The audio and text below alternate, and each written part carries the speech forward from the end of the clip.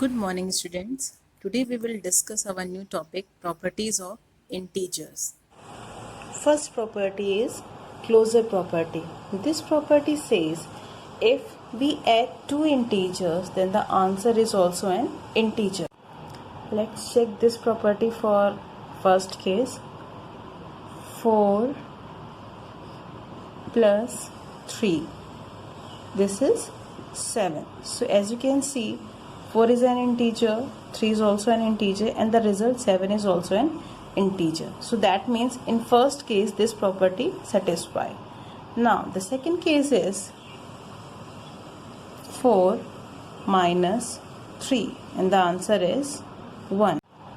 Let's take another example. 3 minus 4. So here the answer is minus 1 because 4 is greater and it is negative integer, so the answer is also negative. So you can see in both the example 1 and minus 1 both are integer. So this property satisfies for subtraction also. Now multiplication. 3 into 4, the answer is 12. 12 is an integer. Minus 3 into 4, the answer is minus 12. So this is also an integer. Now for division, 3 divided by 4. So here you can see the answer comes in a decimal form. So decimals are not an integer. 8 divided minus 8 divided by 4, it is minus 2. So for division we can say it is not satisfied for all cases. Here it is satisfied, but in the first example it is not satisfied. So we can say for division the closure property will not satisfy. Our second property is commutative property. This property says if we interchange two digits, then the answer will remain same. Let's take an example for first case. It is 3 plus 4. The answer is 7. But if we interchange it, it is 4 plus 3. Then you can also see the answer is same. So that means commutative property satisfy for first case, that is add. Now let's take the same example for subtraction. 3 minus 4, the answer is minus 1. But if we interchange it, it is 4 minus 3. So the answer is 1. That means in case of subtraction, commutative property will not satisfy. Now another example for third case, that is for multiplication. 3 into 4 is 12. And 4 into 3 is also 12. That means for third case, that means for multiplication, this property satisfies. Now check this property for fourth case, that is for division. 8 divided by 2 is equals to 4. And 2 divided by 8 is 1 upon 4. Now you can see in both the examples, if we interchange the values, the answers are different. Here it is 4 and here it is 1 upon 4. So you can see both the answers are different. That means in fourth case, that is for division, commutative property will not satisfy. Our third property is associative property. This property says if we change the grouping of three integers, then the answer will remain same. So let's check this property for all four cases. Here we have taken the example of first case. Here you can see the first two numbers are in group and here the last two numbers are in group. See students, the order of the numbers are same. 1 plus 2 plus 3, 1 plus 2 plus 3. In commutative property, we interchange the order, but in associative property, we change the grouping only. Okay. That is the basic difference between both of them. Now continue. 1 plus 2 will be 3 and this is 3. So 3 plus 3 will be 6. Here 1, 2 plus 3 will be 5. 1 plus 5 will be 6. So as you can see, if we interchange the grouping, the answer will remain same. So that means this property satisfies for first case. Now let's take the second case. In place of add, I can simply write subtraction. So it is minus, minus, minus and minus.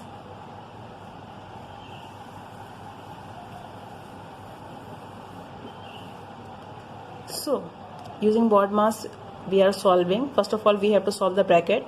So 1 minus 2 will be, you can see 2 is greater, so it is minus 1. And now it is minus 3. Minus minus will be plus, but 3 is greater, so it is minus 4. Now on this side 2 minus 3 will be minus 1.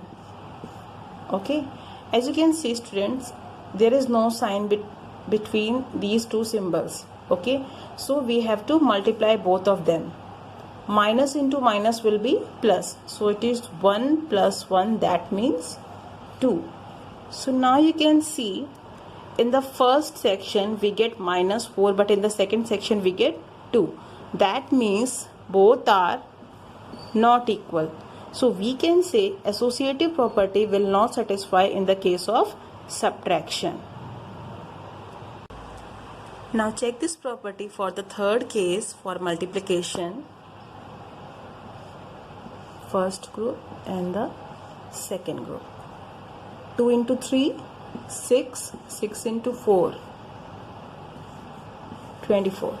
Here 2 into 3 fours are 12. Now 2 into 12, 24. So as you can see, for multiplication this property satisfies because both the answers are correct. Now check associative property for fourth case, that is for division. Here I have taken 12 divided by 6 divided by 2.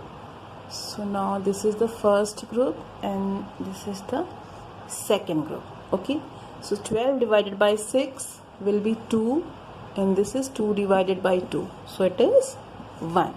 Now on this side it is 12 divided by 6 divided by 2 will be 3 and 12 divided by 3 will be 4. So you can see students, in both the sides are not equal. Okay, that means for fourth case this property will not satisfy. Our next property is distributive property. So let's take an example of distributive property. 3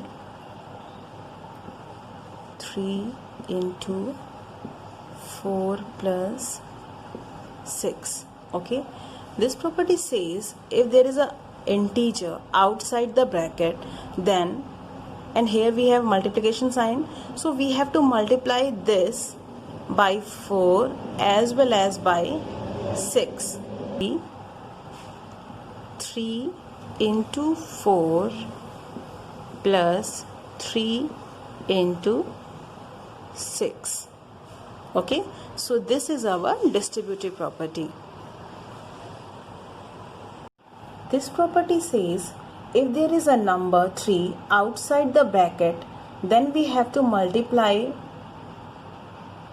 3 in both the numbers 4 as well as 6. So this will be 3 into 4 plus 3 into 6.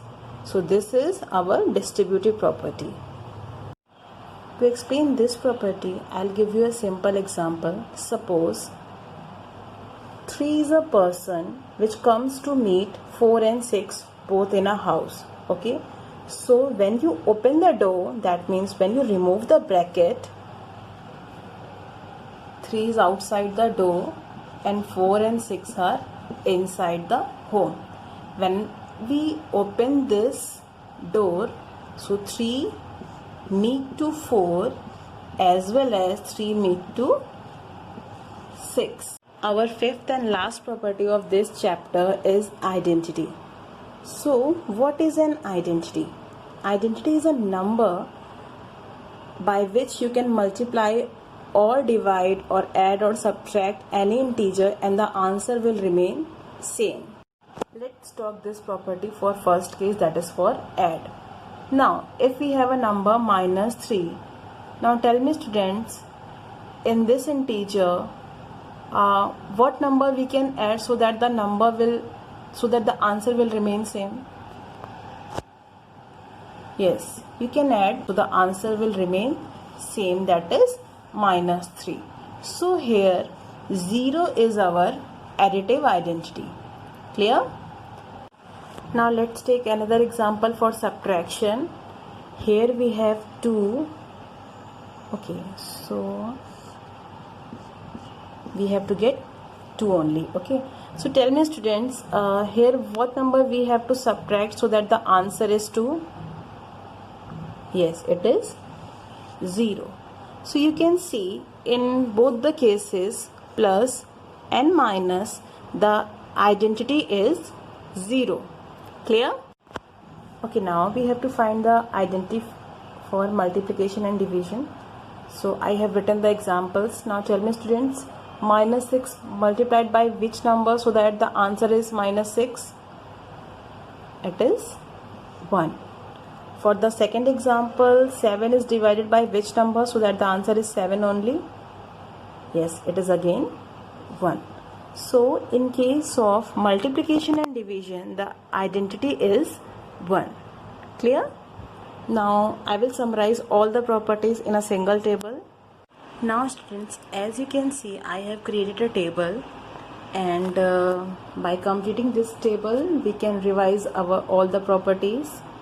So let's complete this table. Okay, so here our first property is closure property. So tell me, this property satisfies for plus? Yes. For subtraction also, multiplication and division. This property what says? If we add, subtract, multiply or divide two integers, then the answer is also an integer. Now the next is commutative property. This property says if we interchange the integers, then the answer will remain same. So this property satisfies in two cases only. Which one? Add and subtract. This property will not satisfy in add and multiply. This is multiplication. This property will not satisfy in subtraction and division. Okay. Now the next property is associative property. This property says if we have three integers and we change its grouping, then the answer will remain same. This property is also satisfied for two cases only, add and multiply. Not satisfies for subtraction and division. Okay. The next is distributive property. Distributive property will satisfy for two cases only, add and subtract. This property will not satisfy for multiplication and division. Next is identity. Now tell me, what is additive and subtractive identity? It is what it is? 0. And multiplicative identity is 1. And for division case it is 1. As you can see students, we have completed our property table. Now I would like to add just one more thing in this example, that what is additive inverse and what is multiplicative inverse, because this question comes in exams also. So what is additive inverse? Add, reverse is subtract. That's it. Okay. If we have minus 2 is an integer, so what will be its additive inverse? So you can see this number is negative, so negative's reverse will be positive, so the additive inverse will be plus 2. Okay, we have to just convert this symbol. If this is positive, then we have to convert it negative, and if it is negative, then we have to convert it as positive number. Okay, so additive inverse of minus 2 will be 2. Additive inverse of 3 will be minus 3. Clear? You have to just change the sign. If there is no symbol, that means it is positive integer. Here 3 is also an positive, so the reverse of negative will be positive, and similarly positive's reverse will be negative. Clear?